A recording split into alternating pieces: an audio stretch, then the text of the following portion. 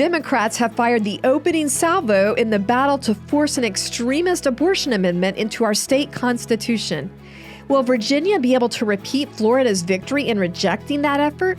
Plus, President Trump's cabinet picks have started an all-out panic among corporate media. Welcome to Speak Up Virginia, equipping you to speak up on the life, family, and freedom issues that matter most to you. From the Family Foundation, I'm your host, Candi Cushman, with our president, Victoria Cobb.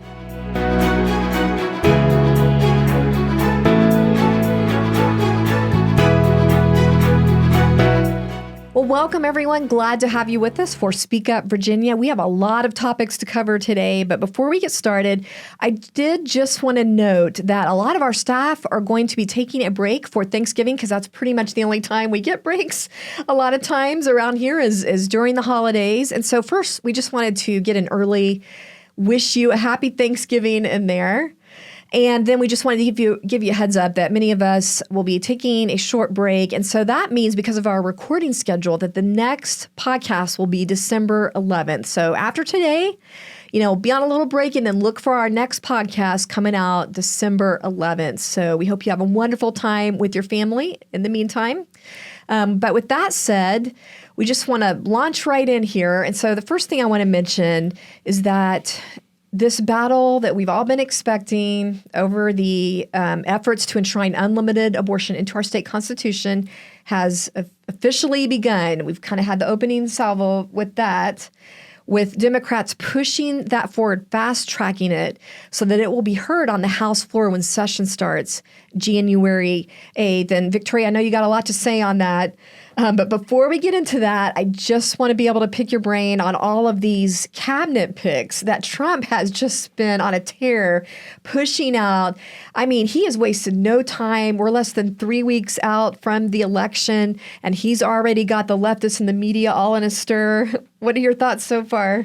I mean, I'm enjoying their reaction just because it is very clear that President Trump has tried to send a very specific message with these appointments when you look at them as a total package. Mm-hmm. I mean, he is very much trying to say that the way I think of it is he's been sitting around for 4 years that he had wanted to be in the presidency, and he's been pining over if I got back in, what am I going to do? And he now knows that that's a precious time. There's a narrow window to change all of government, and he has put in change agents. I mean, people who absolutely are ready to disrupt the established system, and that is what he campaigned on. And these appointments very much reflect the desire to fulfill his campaign promises, that I'm coming in to do very specific things, and I'm appointing people who have an actual personal reason and an incentive to do those things. And we can talk about that on specifics, as we move forward. And it's clear he has the confidence of feeling like he has a mandate with the popular vote, and the electoral vote. So I just want to share one of the many examples of the media freakout over this. So here's one from CNN. I don't know what you want me to say. I am just at a loss because we're watching something happen in slow motion that is terrifying. The reason we have a great country is because there are pillars in place. There are columns and structure, just like in your house, columns and pillars that you don't see, but they keep things in a good place. They keep things in a good direction. We have healthy children because there are people who've made sure that there are things in place for that. And right now we're seeing termites unleashed on everything. And this is a termite appointment. All right, you said change agents, but they're calling them termites.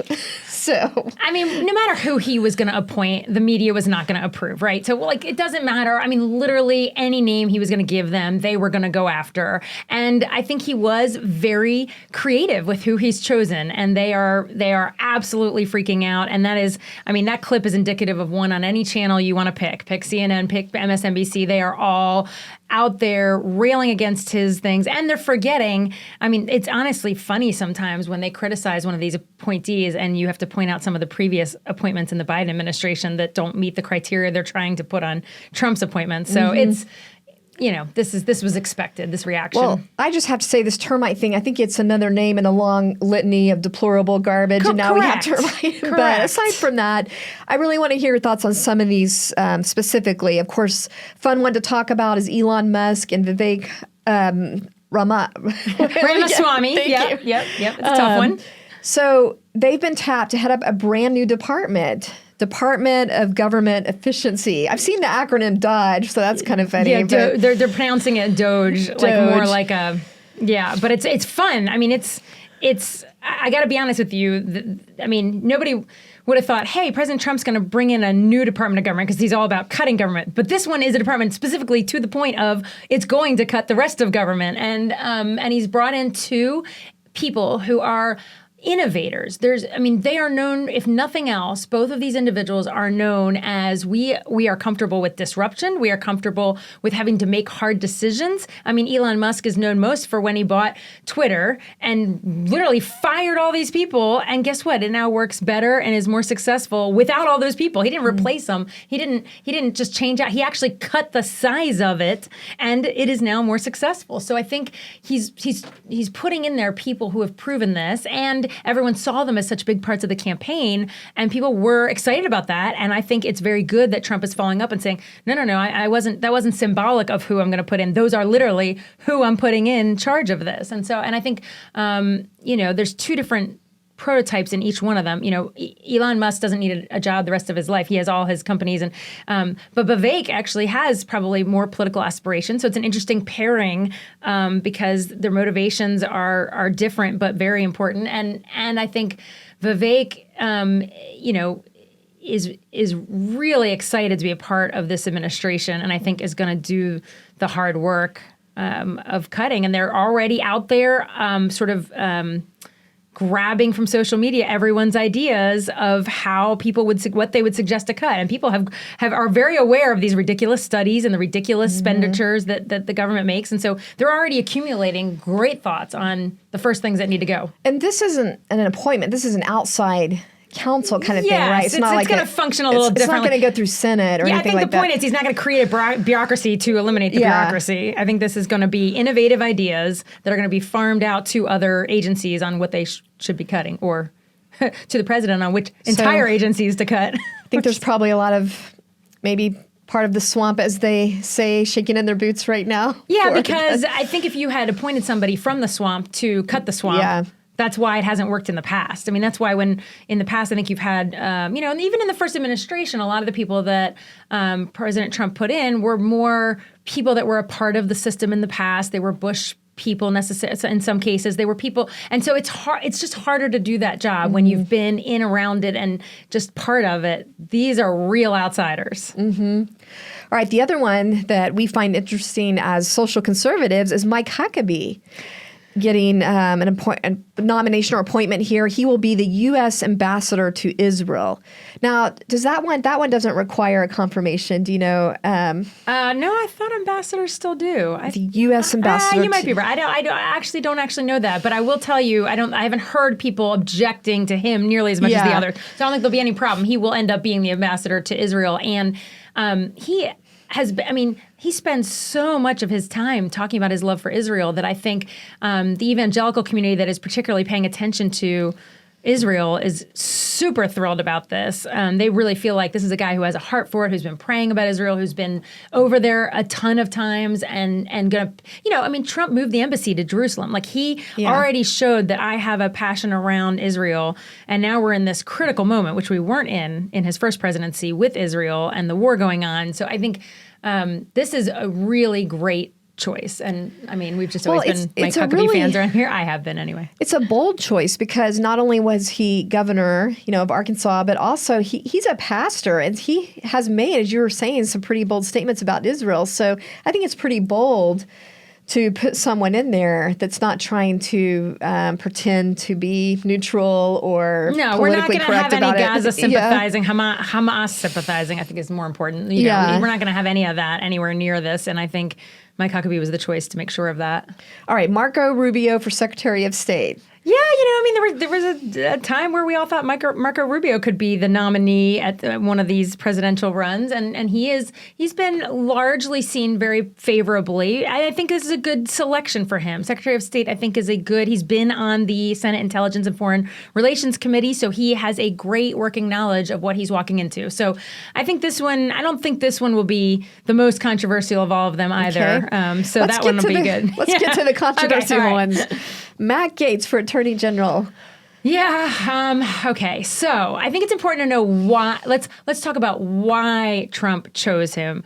Trump chose him because Matt Gaetz has been extremely forthwith and very blunt and brutal about he understands this was a guy that was not duped by Russiagate and all this stuff. This guy knew where they were abusing the law. I mean, he was aware of the lawfare. He was aware of the hoax ridiculousness, and was drilling him then about it. So Trump's picked somebody that absolutely is ready to go right at the heart of all that has been wrong with the Biden administration, and I think in that way it was a good pick. Now, Matt Gaetz has lots of controversy around him with good reason, and so some of us are concerned about that, and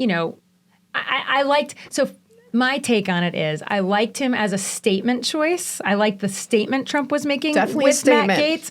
I don't actually personally, and it is okay to be on. There are many good people that have different thoughts about this, but I personally kind of wish we could have made that statement. Was there anybody else? And I haven't thought about, was there somebody else that could have been as good of a statement, but didn't have as much of a personal mess going on? Well, is he even going to get through? Well, that's the big question. That's the challenge. Is now you've got this confirmation issue. I do think that there's been discussion about recess appointments. There's a way to get him in, whether or not he has all the Senate votes. Yeah. I don't think that's the best choice to have to use that. I mean, Thune has definitely left the door open for recess appointments. I think everybody's just a little worried, like, how much do we know? Do we know everything? Like, what else is going to come out during a confirmation? I mean, that's not exactly the side conversation you want to have. You want to focus on what Trump wants to accomplish. So that's the tricky part with nominees that have baggage. Comes conversation about baggage instead of conversation about what they want to get done. Well, it's very interesting. All of these appointments I'm about to list, or a lot of them, they have been targeted by the very agency that they are leading. Yes, so there's definitely a statement being made here by Trump that, because obviously Gaetz is going to oversee a department that specifically targeted Trump with lawfare and indictments. Exactly. And they also targeted Gaetz himself. So, and then the same thing with Tulsi Gabbard, he's put her up for director of national intelligence. And, she was saying that she had been targeted on the TSA domestic terrorist watch list. Yeah, she was on the watch list, and now she's going to be in charge of that watch list. So, I mean, he's doing something very specific here. I also, that's been the general conversation, but I also don't want to miss the fact, and I think this is really important, him giving Tulsi Gabbard a great authority over something. She is recently moved from being a Democrat to a Republican. And in that way, she's symbolic of a fair number of voters that came over this time for the first time to support Trump. People that were either Democrats or had voted Democrat, and they're now saying, we're going to give you a try. And I think what he does with this appointment is kind of give them the green light, like, no, I wasn't just using you. I wasn't just using Tulsi Gabbard to bring over the more moderate, independent. Yeah. I actually believe that she is valuable to my team in a very specific way. So I think that's actually like a symbolic gesture too, to tell all those other people that are a little like, okay, I've come over, but now what are you going to do? Well, you look like every other Republican that I haven't supported. Does that make sense? Yeah. So I think it's an important one.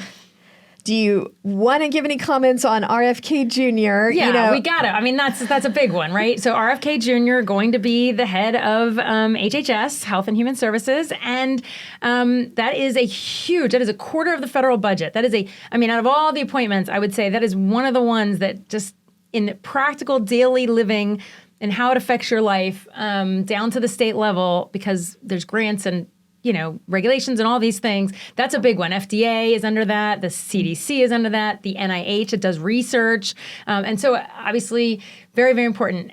Let's just start with, what is the appeal there? Why did Trump do this? Because this is somebody who's been so strong speaking out about the over-the-top reaction to COVID, enforcing a vaccine on everybody without enough research, without understanding what they were doing. And he really has developed a whole following around that. And so in terms of medical freedom, this guy is going to be the guy for a lot of people. And there are people who it's not even about the COVID as much as it is about the right to try. There's really legislation about like people should be offered experiment if they are on a terminal path they should be offered the chance. They have to know what they're going into, but to be able to be a part of trials and these kind of things with medicine. So this is going to be your guy on that front. And I think that's a good thing on that front. Now, I can't not speak to the fact that, yes, he has been known to be very pro-abortion. And so that's a reality. Of course, as pro-lifers, we would love the head of HHS to be amazingly pro-life. That's not going to be the case this time. But I'll say this. Here's my hope. My hope is he has a natural aggression against big pharma. That's his natural bent is there's corruption and money driving our pharmaceuticals. And he knows the FDA has been corrupted and money is influencing the FDA. Both Big Pharma and FDA play right into the abortion issue when we talk about chemical abortions. Both of those things are deeply connected to why we have the proliferation of chemical abortion that we have across America today.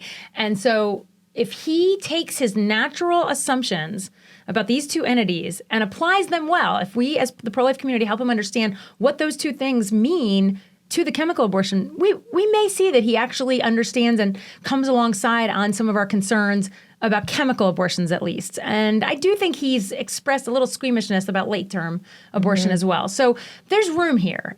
Is it, my favorite pro-life, whoever? No. But is it a great pick for a lot of reasons? Yeah. Okay. So I'm going to get your prediction here. Probably RFK Jr. and Gates, or the two. Probably, do you think they're the two most controversial as far as Senate confirmation goes? Yeah, I think even RFK will be fine. I think Gates is probably the one where if there's a battle to be had, that's where the battle's probably going to be had. And I do think, do you think we'll see a recess appointment?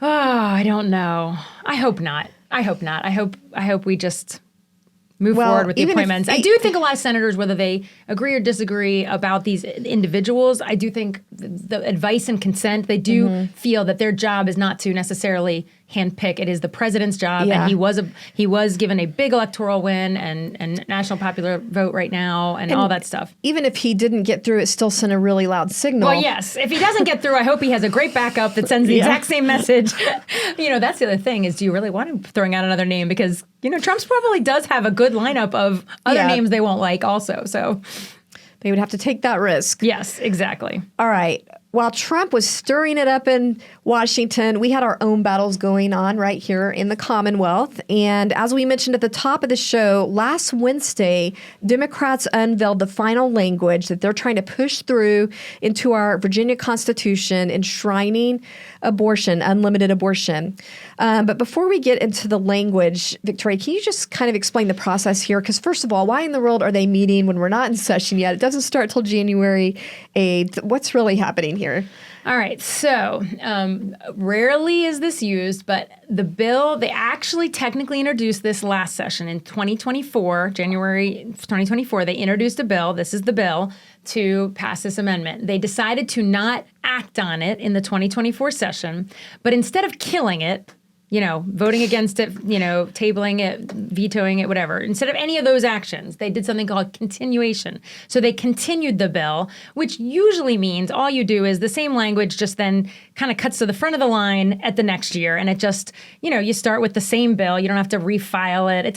It's really a nothing burger, and it usually just shows up in January, and now we at least knew what was coming. Okay, that's typical. It is technically possible that a continued bill can be acted on in the off season. And so it is almost never done, hasn't really been done. I mean, I can remember from like 20 plus years ago, but it hasn't been done on anything else. And to do it on a constitutional amendment, something so significant, I don't know if it's been done with a constitutional amendment because, remember, the reason we're in session during a certain period of time, the public is paying attention then. That's when the public is zoned in. They know they're expecting the lawmakers. They know they're going to be engaging with their lawmakers. They're not expecting it. They're not ready thinking, I got to weigh in November. And that's the concern with this. And then, we'll get into this, but then they made an amendment. So they didn't just same language, we've already looked at it, it kind of went through the same session. No. We're actually looking at new language in an off session when people are not paying attention. Is this a way then to avoid the public input? So people can look at it two ways. One is they are trying to avoid the public input. It's hard to imagine that they really think that's going to be successful because it's still going to get all the hubbub when it gets to the floor of the House, when it goes to the Senate. Like there's still going to be tons of public attention. The other way to look at it is they so want to tell their base, hang on, we're coming, we're still going to do all the right things. Yeah. And it was like almost like a motivational thing right after the election. They just, their people just lost a huge defeat.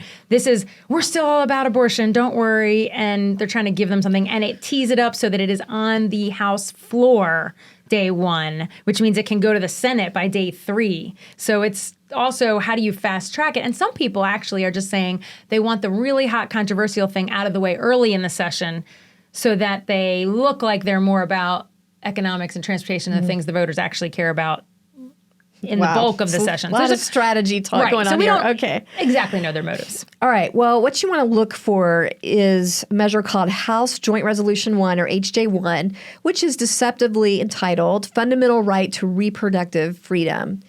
And like you said, they rewrote this thing, but they only gave the conservatives, the Republicans, 5 minutes to review it, right? Yeah, this was incredibly frustrating because, again, we see this all the time in state and federal politics. It's like, let's just rush through a change that nobody really has time to examine. And by examine, you're not just reading the words. When you're talking about a constitutional amendment, you're thinking about what is all the impact. And so when you change words, there really should be legal review around something that big. And so I think it was incredibly frustrating.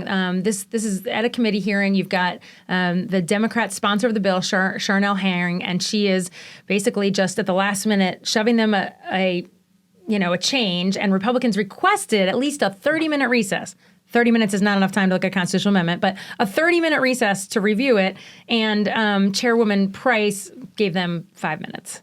All right, let's just listen to that exchange real quick. Madam Chair, with the rushed nature of this, I would request if we could have a 30-minute recess for us to review this, take a look at it, and digest what we've just been handed, which seems very haphazard in terms of a change to the Constitution of Virginia, and be handed it and asked to undertake testimony without a proper review.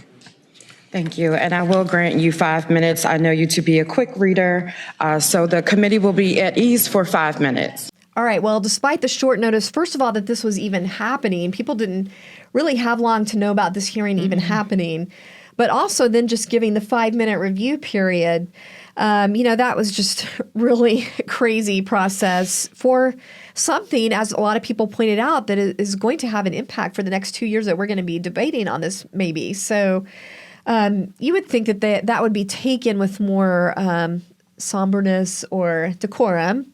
But nonetheless, we had a slew of people come out for this. I think there are at least like 55 people lined up in the aisle to oppose this publicly.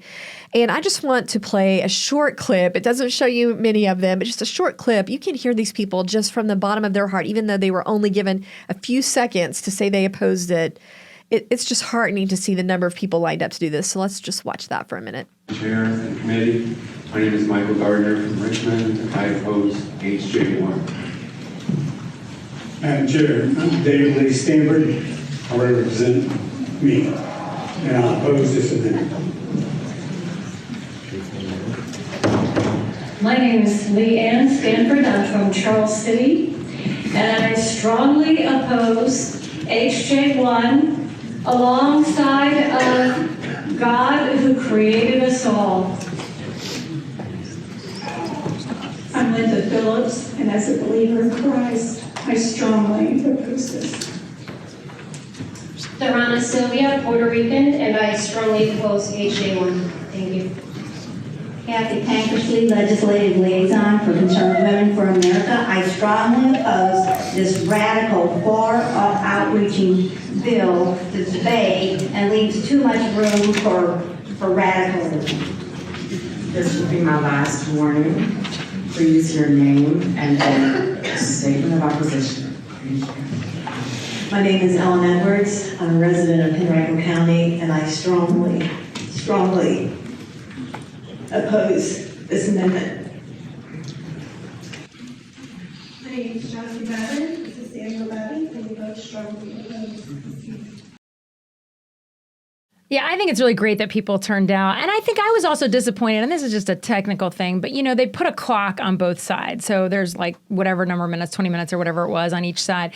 You do that during session because session you're hearing thousands of bills. When you're having an off-session meeting, you ought to let everybody have their piece because you called it in the middle of November. So the idea that they had to put a clock on both sides is just irksome. I get it during session. I think if you're having an off-session meeting, let people have their say. But that's a side point. When you but say I am thankful that people both came out. sides, what do you mean by that? Well, they let those that are in favor of the amendment have like 20 minutes collectively, and they let those opposed have 20 minutes collectively. Because we had more people. Yes, correct. There were more people opposing abortion. So yes, and by the end, they start rushing people. Like say your name and your organization that you opposed it when you start running out of time. And so I just think, yes, everybody could have. It's not inappropriate to say people should have 2 minutes to say what they need to say, because you don't need people giving a 10-minute speech up there. But it bothers me that if your whole side wants to come out on an off-session meeting, that everybody couldn't have their 2 minutes or whatever. Good point. Anyway, that's a technicality. All right. Let's talk about the wording itself, which we are putting on the screen here for our YouTube viewers. So first of all, you'll notice the fundamental right language. Victoria, tell us why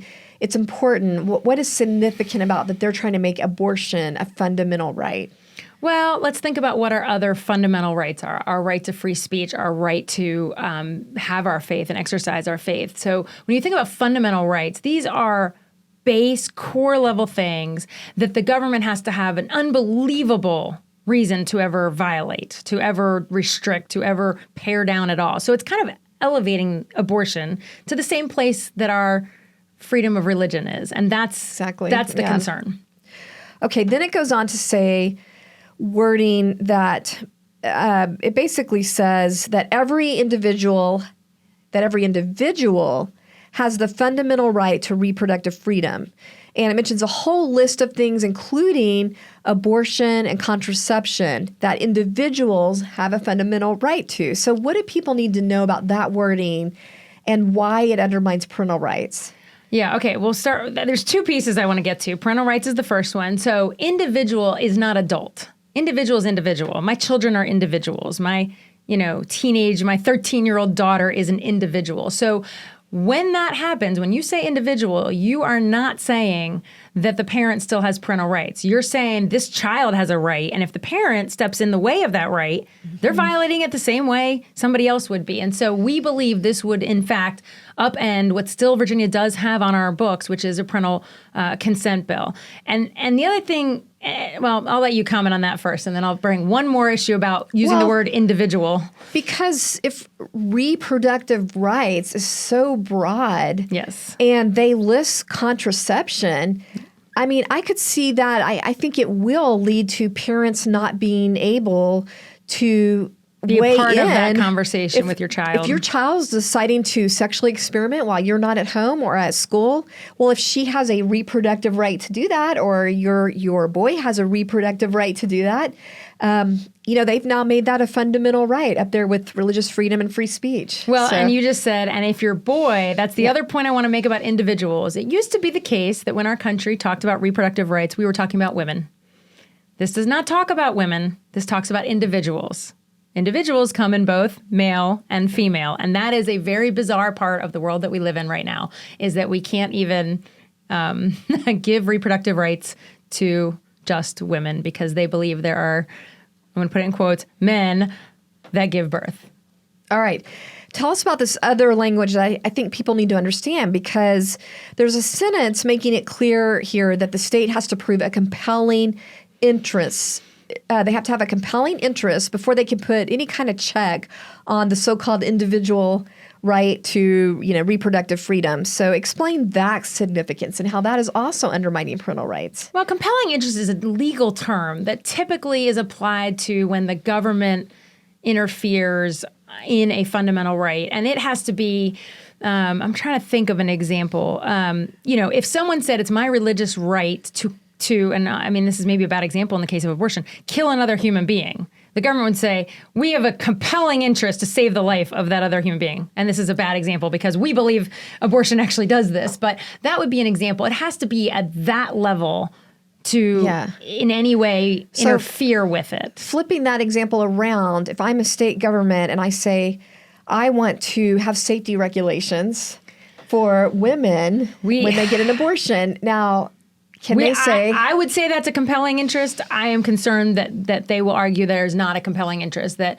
there's been not... So what they're going to do is they're going to walk into court. If Virginia's trying to have safety standards and we had this in place, they're going to walk into court and say, we don't have any data saying that this is some unusual, that there's actual harm done to women. And by the way, we don't have any data because they won't let us collect any data.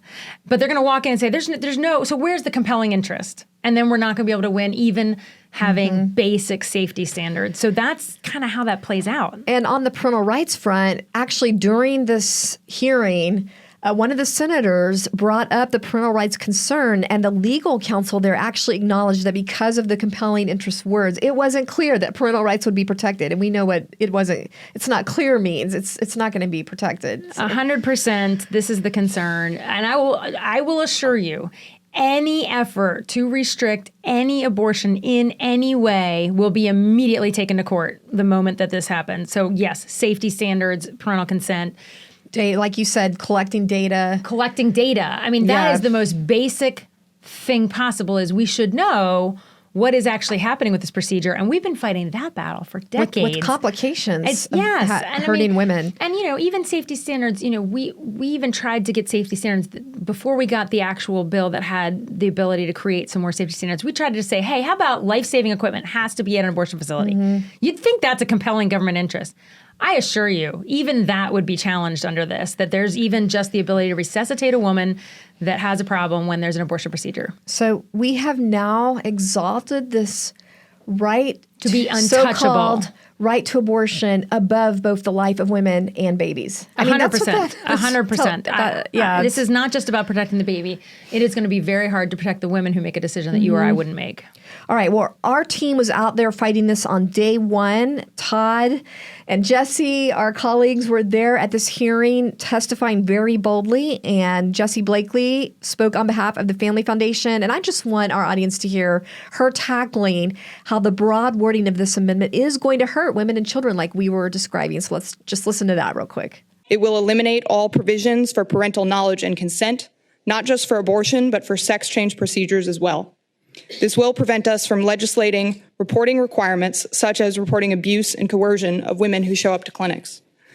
It establishes a fundamental right to reproductive freedom, which is vague language that would allow the sterilization of minors without parental consent, the unregulated sale of human embryos, and could open a loophole for people who want to dodge child support payments. This does not restore Roe. It does not protect women. This does, in fact, legally incentivize the type of back alley, low-quality abortions that some of you rail against. It is ideological extremism with no regard for human cost at any stage of life, plain and simple. Please reject HJ1. Thank you.